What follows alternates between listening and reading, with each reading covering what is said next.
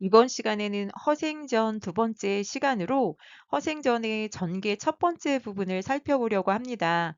허생이 매점매석을 통해서 큰 돈을 버는 부분인데요. 본문 내용 살펴보기 전에 문학 작품과 사회문화적 배경에 대해서 그리고 문학 작품 감상 방법 중에 반영론에 대해서 살짝 살펴보고 본문 내용 살펴보는 것으로 하겠습니다. 작품 속에 드러나는 사회문화적 배경에 대해서 살펴봅니다. 작품 속에 드러나는 사회문화적 배경이란 작품의 내용이나 의미와 관련이 있는 사회 역사적 배경, 공동체의 가치나 신념, 문화 등을 의미합니다. 그래서 문학작품과 사회문화적 배경이라고 하면 문학작품은 사회문화적 배경을 바탕으로 창작이 되는데요. 사회문화적 상황이 작품에 직접 드러날 수도 있고 작품의 창작 배경으로 작용할 수도 있습니다.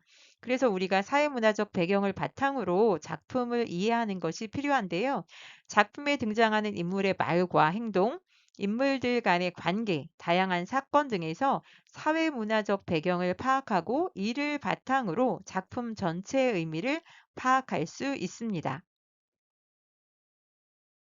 이전에 문학작품 감상 방법에서 소개했던 장면 지금 제시하고 있는데요. 특별히 문학작품을 감상하는 방법 중에 외제적 관점 중에 하나로 시대나 사회나 현실이 문학작품 속에 반영이 된다라는 이야기를 하였습니다. 그것을 이제 반영론이라고 하였는데요. 특별히 이 작품에서 어떤 사회문화적 배경이 드러나고 있는지 살펴보도록 하겠습니다. 그렇다면 전개 첫 번째, 허생이 변씨에게 빌린 돈으로 매점매석해서 큰 돈을 버는 부분만 오늘 살펴보도록 하겠습니다. 허생은 서울 장안에 아는 사람이라고는 한 사람도 없었다. 허생은 곧장 종로 내거리로 가서 아무나 길 가는 사람을 붙들고 물었다. 여보시오, 누가 서울 성중에서 제일 부자요? 때마침 그 사람이 변시성을 가진 부자라고 말해주는 이가 있어서 허생은 그 길로 변 부자를 찾아가 예를 갖춘 뒤에 말하였다. 내가 집이 가난해서 뭘 좀 해보고 싶은데 미천이 없구려. 돈 만냥을 빌려주시오. 그러시오. 변 부자는 대뜸 그 자리에서 만냥을 내주었다. 허생은 돈을 받더니 고맙다는 인사 한마디 없이 가지고 가 버렸다. 지금 돈 빌려주는 장면이 드러나고 있는데요. 허생이 서울 장안에 갔더니 아는 사람이 없다라고 해서 그동안 바깥 출입을 하지 않고 공부만 하였다는 것 알 수 있고요. 변시성을 가진 부자, 변부자가 나오는데 이 사람은 조선 후기에 상업으로 부를 축적한 인물이라는 것 알 수 있습니다. 변씨도 묻지도 않고 돈을 빌려주는 것으로 보아서 상당히 대범한 인물이라는 것도 알 수 있습니다. 미천이란 낱말 확인합니다. 장사나 사업을 시작할 때 들어가는 돈을 미천이라고 합니다. 그래서 허생이 변씨에게 가서 돈 만냥 빌려달라라고 이야기하는 것도 이인다운 평범하지 않은 보통 사람과 다른 비범한 인물이라는 게 드러나는데요. 상당히 당당하게 큰 돈을 빌리고 있다는 것 알 수 있습니다. 또 변부자는 대뜸 그 자리에서 만냥을 내주었다라고 해서 변씨가 대범하고 배포가 큰 인물이라는 것도 알 수 있습니다. 인사 없이 가버리는 허생의 모습도 당당한 모습이다. 한편으로는 약간 오만하다라는 말도 쓸 수 있습니다. 이어지는 내용 살펴봅니다. 그때 변씨 집에는 자식과 손님들이 많이 모여 있었다. 허생을 보니 그 몰골이 영락없는 거지였다. 선비랍시고 허리에 띠를 두르기는 하였지만 술이 다 빠졌고 가죽신은 신었지만 굽이 다 달아 빠졌다. 낡아 빠진 갓에다 때국물이 줄줄 흐르는 두루마기를 걸치고 허연 콧물까지 훌쩍거리는 품이 거지 중에서도 상거지였다. 지금 허생의 외양 묘사 잘 드러나고 있는데요. 허생이 나가자 모두들 어리둥절해서 물었다. 저 사람을 아시나요? 모르지. 아니, 그렇다면 누군지 알지도 못하는 사람한테 선뜻 만냥을 내주셨단 말씀입니까? 이름 석자도 묻지 않고 주변 사람들이 지금 이야기하는 장면인데요. 주변 사람들이 사람을 판단하는 것과 변식을 판단하는 게 이제 좀 다르다는 것도 알 수 있는데요. 밑줄 친 부분 같은 경우는 허생의 외양이 묘사된 부분입니다. 상당히 가난하고 궁색하다는 것 알 수 있고요. 허생은 경제적으로 무능한 양반 계층을 드러내는데 대범하고 자신만만하고 그리고 약간 오만한 모습도 드러난다라고 하였는데요. 비범한 능력과 이인다운 모습이 드러나고 있습니다. 누군지 알지도 못하는 사람을 나타내는 한자성, 생면부지가 있습니다. 서로 한 번도 만난 적 없어서 전혀 알지 못하는 사람을 우리가 생면부지라는 말 사용합니다. 다음 내용 살펴봅니다. 변부자는 천연덕스럽게 말하였다. 자네들이 나설 일이 아닐세. 대체로 남에게 돈을 빌리러 오는 사람은 을에 이것저것 늘어놓으면서 자기 뜻이 크고 넓다고 과장을 하게 마련이지. 약속은 꼭 지키겠다느니 어쩌겠다느니 비굴한 얼굴로 중언부언하면서 말이야. 그런데 저 사람은 옷과 신발은 비록 허술하지만 말이 간단할 뿐 아니라 눈망울이 또록또록하고 얼굴에는 부끄럽거나 비겁한 구석이 전혀 없네.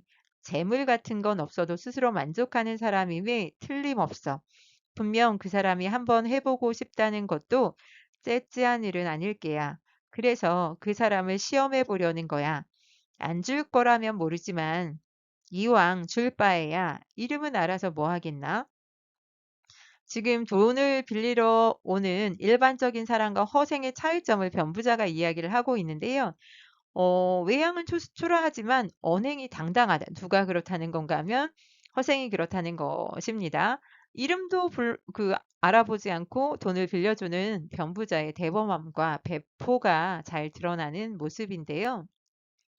변 씨가 허생에게 선뜻 돈을 빌려준 이유는 무엇일까요? 허생이 비록 행색은 초라하지만 비범한 인물이라고 생각해서 그렇습니다. 그래서 지금 옷과 신발은 허술하지만 말이 간단하고 눈망울이 또록또록하고 얼굴에는 부끄럽거나 비겁한 구석이 전혀 없다. 이런 표현들을 통해서 드러나고 있습니다. 다음 내용입니다.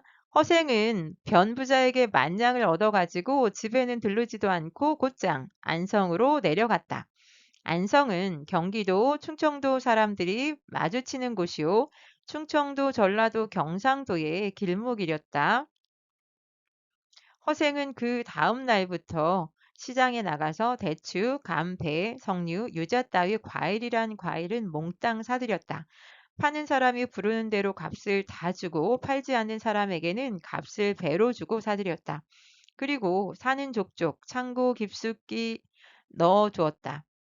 얼마 안 가서 나라 안에 과일이란 과일은 모두 동이나 버렸다. 잔치나 제사를 지내려고 해도 과일이 없으니 상을 제대로 차릴 수가 없었다. 이렇게 되니 과일 장수들은 너나 없이 허생한테 몰려와서 제발 과일 좀 팔라고 통사정을 하였다. 결국 허생은 처음 값의 10배를 받고 과일을 되팔았다. 지금 표시한 부분은 일부 경기도와 전라도의 갈림길 에다로 해석하는 사람도 있습니다. 지금 허생이 맨 처음 사재기한 것이 대추, 감 등의 과일인데요.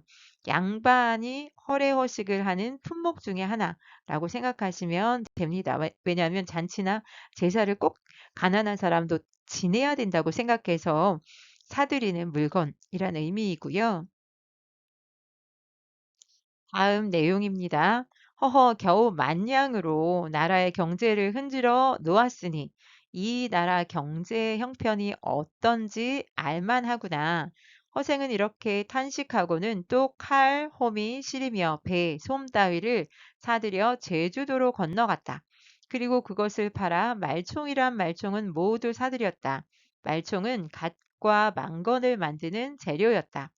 몇 해에 못 가서 이 나라 사람들은 모두 머리를 싸매지 못할 것이다. 허생이 이렇게 말하고 얼마 가지 않아 나라의 갓값과 값과 망건 값이 10배로 훌쩍 뛰었다. 그렇게 해서 허생은 엄청난 돈을 모으게 되었다. 그래서 허생이 변 씨에게 빌린 돈으로 매점 매석해서 큰 돈을 버는 내용이 드러나고 있는데요. 두 번째로 매점 매석한 건 말총이라는 거 알 수 있고요. 허생은 왜 과일과 말총을 골라 사들였을까요? 조선 후기의 취약한 경제 구조의 문제점을 드러내기 위해서인데, 과일과 말총은 주로 양반들이 소비하는 품목으로 이것을 매점 매석을 하게 되면 오히려 이제 양반들을 상대로 해서 큰 이익을 남길 수 있다라는 것 알 수 있습니다. 매점 매석에 담긴 비판의식이라고 적었는데요. 허생이 처음 사재기한 물건, 매점 매석한 것이 과일이었고 두 번째는 말총이었는데요. 이것을 통해서 양반의 허례허식을 비판하는 측면도 있습니다. 허례허식 그러면 형편에 맞지 않게 겉만 번지르르하게 꾸미는 것, 예절이나 의식 등을 겉으로만 꾸며 실속이 없는 것, 실속은 없이 겉으로만 거창하게 꾸밀 때 우리가 허례허식이란 말을 하는데요. 말과 말총을 독점해서 사재기에서 큰 돈을 버는 것을 통해서 조선의 취약한 경제 구조를 비판하는 효과가 있습니다. 만냥을 가지고 조선의 그 모든 과일을 살 수 있다는 것은 그만큼 경제 구조가 허약하다라는 것을 드러내는 거잖아요. 여기까지 전개의 첫 번째 부분인데요. 오늘은 여기까지 하도록 하겠습니다. 고생하셨습니다.